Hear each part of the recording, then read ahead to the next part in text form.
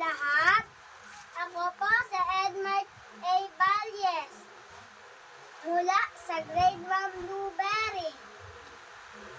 Ang aking tutulain ay sa aking mga magulang. Sa aking mga magulang, ni Jerome Apilla. Kayo ang dahilan ng aking hininga. Ako ay nabuo sa inyong kalinga. Pag-ibig na wagas, totoo at dakila, ang siyang nagbigay ng lakas ko't sigla. Inubog ang aking damdamin at diba, kasama ko kayo sa ngitik at luha.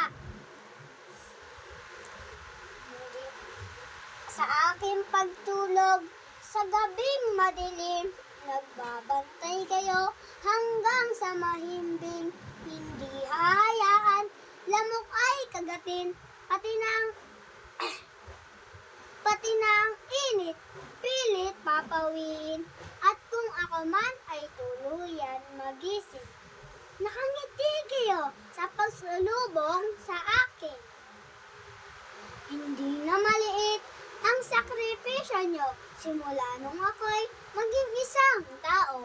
Kaya naman may mga pangako, mga utos at hiling ay susundin ko. Igagalang ko kayo at irerespeto at mamahalin sa buong buhay ko.